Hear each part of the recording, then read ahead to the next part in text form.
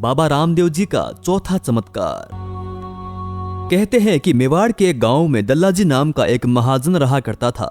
धन संपत्ति तो उसके पास खूब थी, लेकिन उसकी कोई संतान नहीं थी। किसी साधु के कहने पर वह रामदेव जी की पूजा करने लगा। उसने अपनी मनोती बोली कि यदि मुझे पुत्र की प्राप्ति हो जाएगी तो सामर्थ्य अनुसार एक मंदिर बनवाऊंगा। इस मनोती के 9 महीने पश्चात उसकी पत्नी के गर्भ से पुत्र का जन्म हुआ। वो बालक जब 5 वर्ष का हो गया तो सेठ और सेठानी उसे साथ में लेकर कुछ धन संपत्ति लेकर रुणिचा के लिए रवाना हो गए। मार्ग में एक लुटेरा भी उनके साथ यह कहकर हो गया कि वह भी रुणिचा दर्शन के लिए जा रहा है। थोड़ी देर चलते ही रात हो गई और अवसर पाते ही लुटेरे ने अपना वास्तविक स्वरूप प्रकट किया।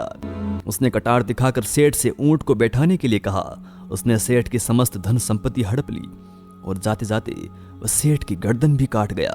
रात्रि में उस निर्जन वन में अपने बच्चे को साथ लिए सेठानी विलाप करती हुई रामदेव जी को पुकारने लगी। अबला की पुकार सुनकर रामदेव जी अपने नीले घोड़े पर सवार होकर तत्काल ही वहां आ पहुंचे। आते ही रामदेव जी उस अबला से अपने पति का कटा हुआ सर गर्दन से जोड़ने को कहा।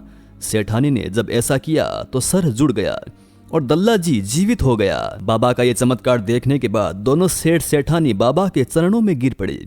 बाबा उनको सदा सुखमय जीवन का आशीर्वाद देकर अंतर ध्यान हो गए।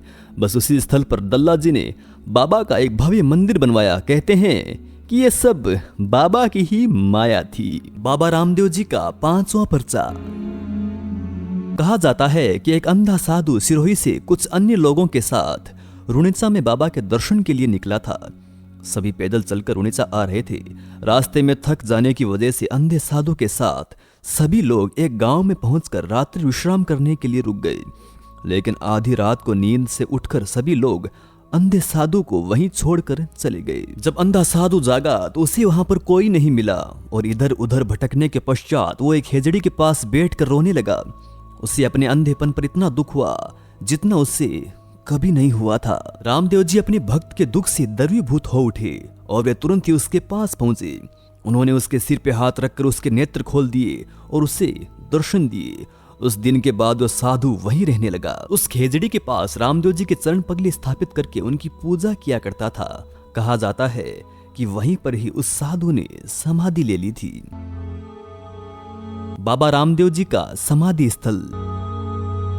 रुणिचा में बाबा ने जिस स्थान पर समाधि ली थी उस स्थान पर बीकानेर के राजा गंगा सिंह जी ने भव्य मंदिर का निर्माण करवाया। इस मंदिर में बाबा की समाधि के अलावा इनके परिवार वालों की समाधियां भी स्थित हैं।